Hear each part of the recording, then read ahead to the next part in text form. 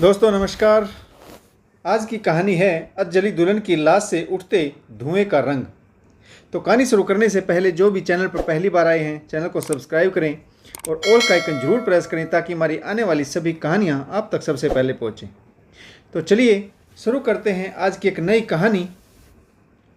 अम्मा, कल जो लड़के वाले वंदना को देखने आने वाले थे उनका क्या रहा?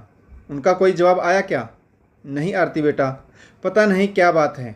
कोई तो देखने से पहले ही मना कर देता है और कोई देख कर जाता है तो टाल मटोल करके मना कर देते हैं। हमारी तो कुछ समझ में ही नहीं आ रहा। 28 की होने को आई, पता नहीं इसकी किस्मत में क्या लिखा है। तेरे बाबूजी और तेरे भैया की तो जूतियां घिस गई हैं वंदना के लिए वर ढूंढते ढूंढते। तेरे बारे में तो जरा भी चक्कर नहीं काटने पड़े किसी को। पहली बार में ही बात बन गई थी। अब इसकी किस्मत ना जाने कहाँ सोई है। तेरे आसपास या दामाद जी की रिश्तेदारी में कोई अच्छा लड़का हो तो दामाद जी से कहना वंदना के लिए रिश्ते की बात करे। ठीक है माँ, तुम फिक्र मत करो, मैं उनसे कह दूंगी। कोई अच्छा घर वर मिलेगा तो हम बात ज़रूर कर लेंगे। फिक्र की तो बात ही है बेटी। 2-3 साल और ऐसे ही निकल गए तो फिर कौन पूछेगा वंदना को।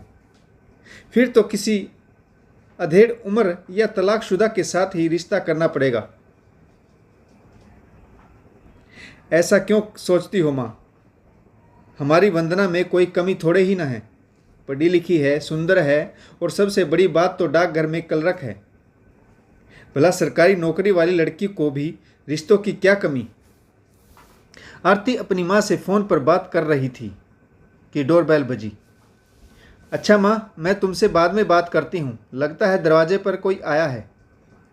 दरवाज़ा खोल कर देखा तो बराबर वाली पड़ोसन थी। आरती ने आग्रह करते हुए कहा, आइए अंदर आ जाइए। वह बोली, नहीं आरती बहन, जल्दी में हूँ। घर पर बड़ी ननंद व उसके बच्चे आए हुए हैं। मैं तो आपसे यह कहने आई थी कि आज दोपहर हमारे घर में माता रानी का कीर्तन है और आप जरूर आना। जी ठीक है, मैं आ जाऊंगी।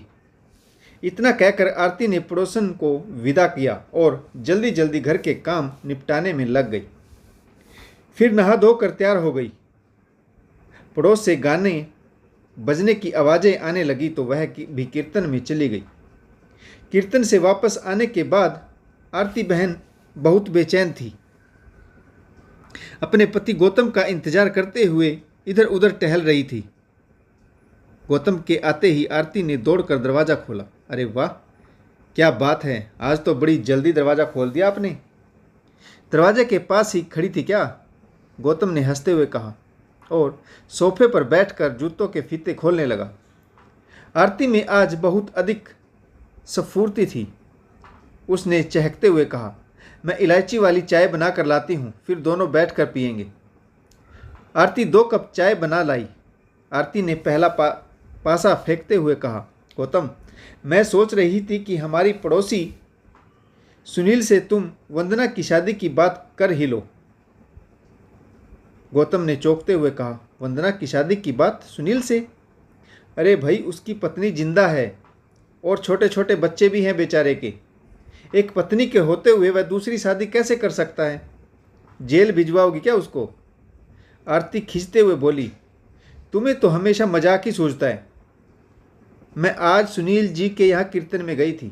उनकी बड़ी बहन आई हुई है अपने बच्चों के साथ। उनके लड़के के विषय में बात करने की कह रही हूँ। लड़का देखने में सुंदर है, देखा था मैंने।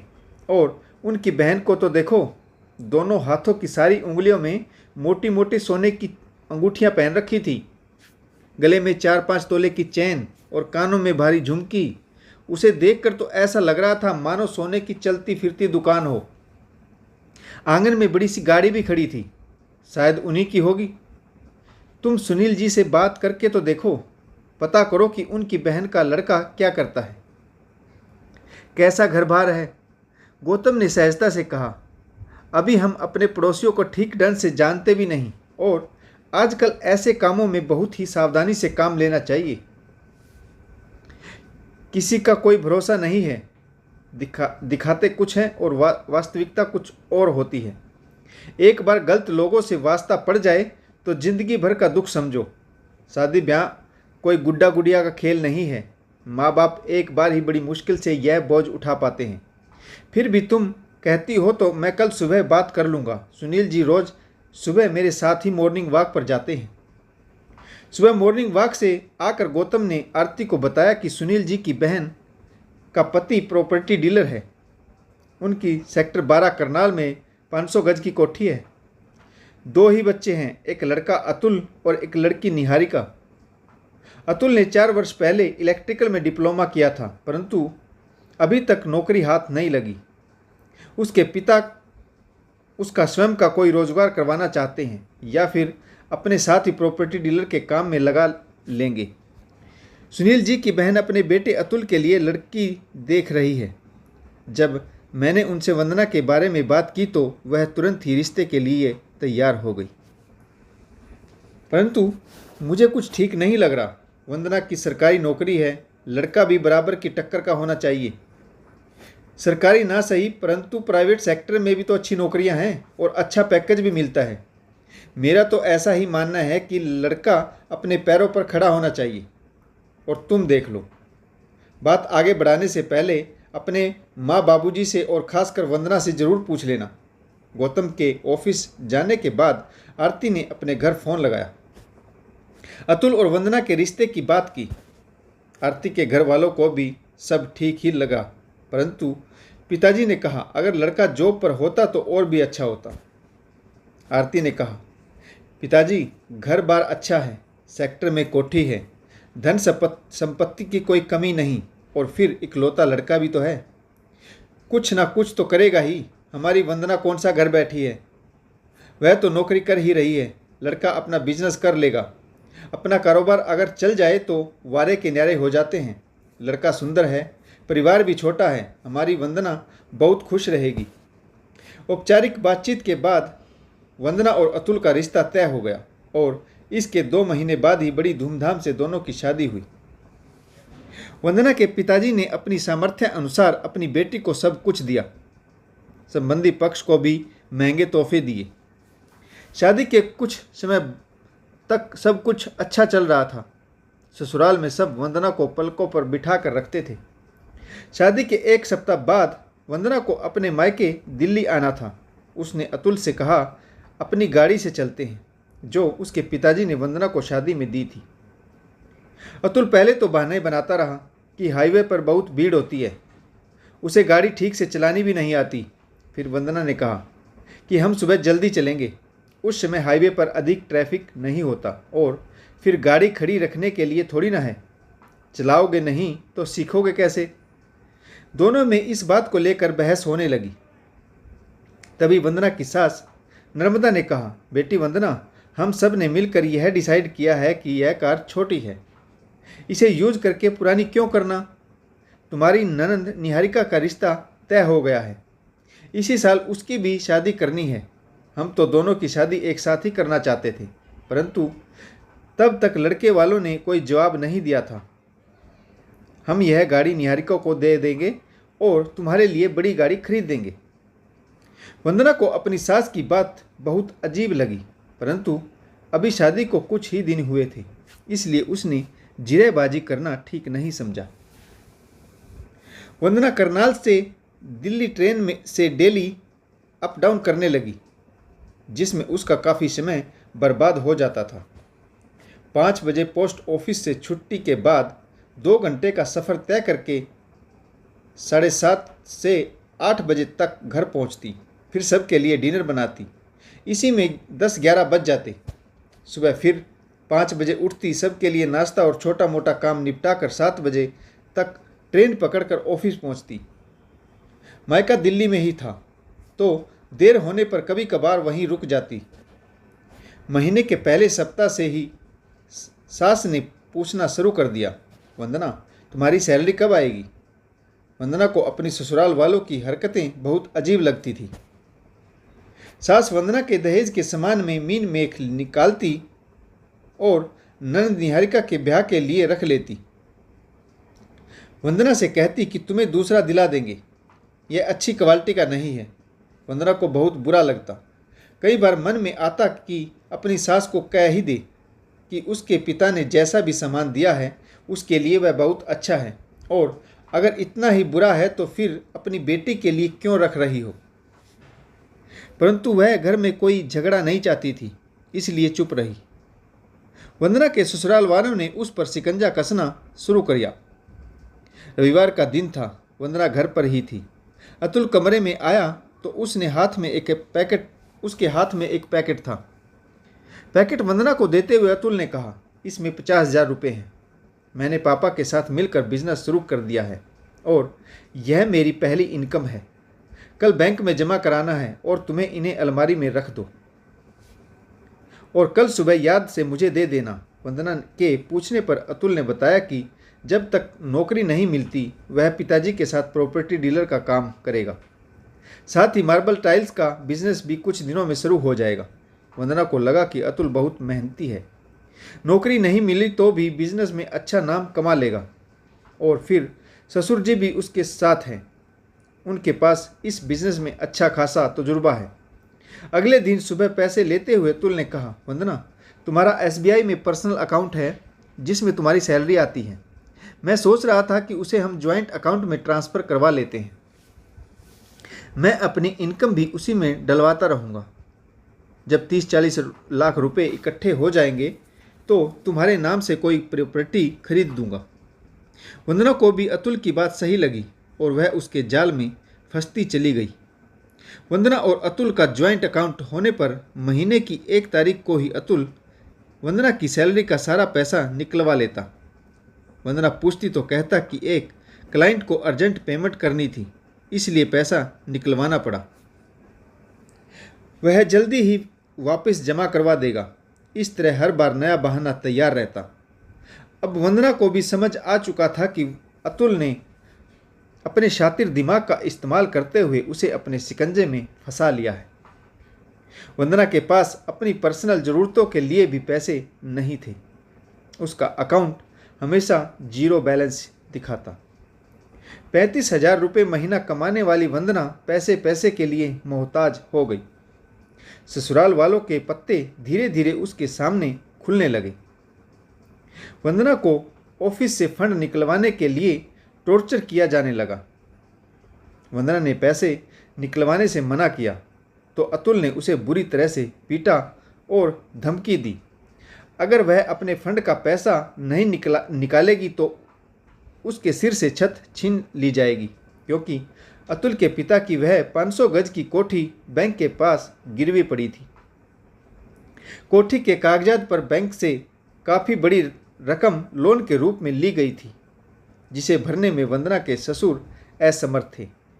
वंदना के ससुर का बाल बाल कर्ज में डूबा हुआ था। वंदना ने जब यह बात अपनी बड़ी बहन आरती को बताई तो उसने भी यही सलाह दी, समझदारी से काम ले, अब तो इनके साथ निभानी ही पड़ेगी। तेरा ससुराल है, कठिन समय में तुम्हें उनका साथ देना चाहिए। अतुल से बात कर, सब मिलकर मेहनत करेंगे तो यह वक्त भी निकल जाएगा और सब ठीक हो जाएगा। पैसा तो हाथ का मैल है, अमीरी गरीबी सब वक्त का खेल है। वंदना ने अपने साथ किए गए दुर्व्यवहार के विषय में अपने माता पिता को कुछ नहीं बताया। वह उन्हें परेशान नहीं करना चाहती थी। विधि का विधान और भाग्य का लेखा समझकर अपने ससुराल वालों को अपना लिया। अतुल पत्नी की कमाई पर ऐश करने लगा।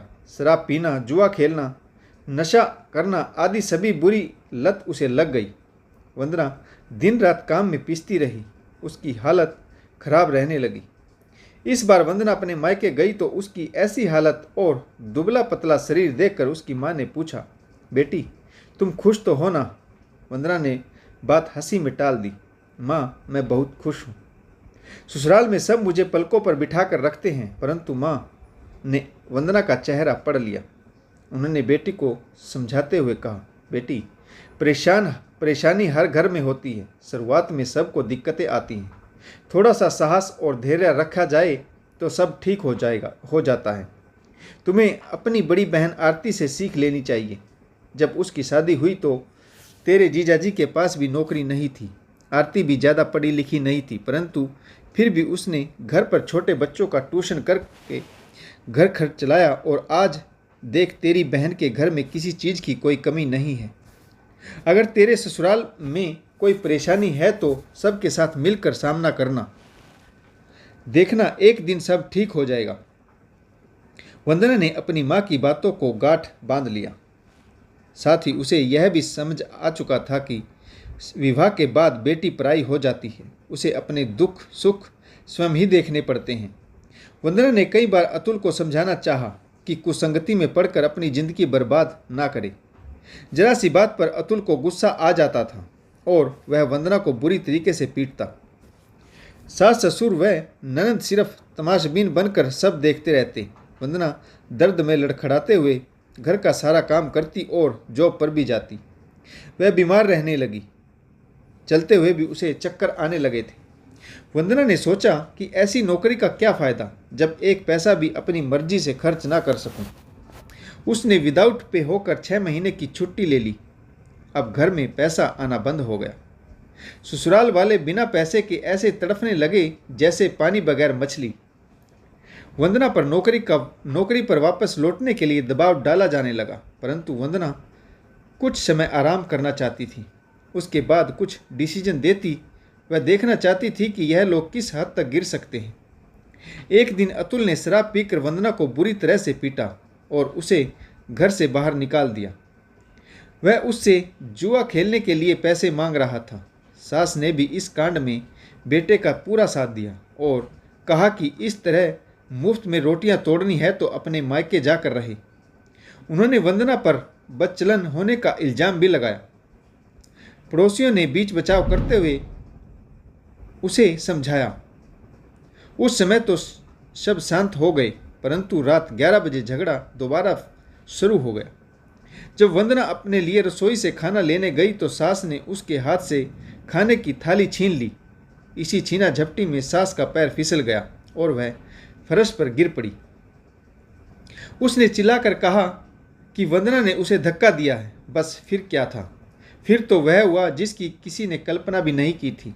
वह रात वंदना के लिए काल रात्रि साबित हुई। अतुल नशे में धुत था। उसने बाइक से पेट्रोल निकाला और षड्यंत्र के चलते सास ससुर ननद और अतुल ने वंदना पर पेट्रोल डालकर उसे आग के हवाले कर दिया। देखते ही देखते वंदना का शरीर धू धू करके जलने लगा। वह चिल्ला रही थी, पापा मुझे बचा लो। पड़ोसियों ने घर से निकलते हुए धुएं को देखा। उन्होंने सोचा कि घर में आग लग गई। उन्होंने फायर ब्रिगेड और पुलिस को फ़ोन किया। पुलिस ने आकर घर में देखा। तब तक घर के सभी सदस्य फरार हो चुके थे। वंदना के कमरे की खिड़कियां और दरवाजे से धुआं निकल रहा था। दरवाजे को तोड़ा गया तो अंदर वंदना की अधजली लाश से धुआं उठ रहा था। पहले ज़माने में माता बहनें चूल्हे पर रोटी बनाती थी तो धुआं उठता था। आजकल मॉडर्न ज़माना है, चूल्हों का स्थान धुआं रहित गैस ने ले लिया, परंतु आज भी शहर की ऊंची ऊंची इमारतों से धुआं उठता है। नवविवाहिताओं की अधजली लाश से उठते हुए धुएं का रंग और गंध अलग है। इसके बाद पुलिस ने मामले की बारीकी से जांच की और चारों दोषियों को सजा हुई। आशा करता हूं आपको यह कहानी जरूर पसंद आई होगी। अगर हमारी कहानी आपको अच्छी लगे तो लाइक करें, शेयर करें और एक छोटा सा कमेंट जरूर करें ताकि हमारा हौसला बढ़ता रहे। तो कहानी पढ़ने के लिए आप सभी का बहुत बहुत धन्यवाद। जय हिंद, वंदे मातरम, भारत माता की जय, जय जवान और जय किसान।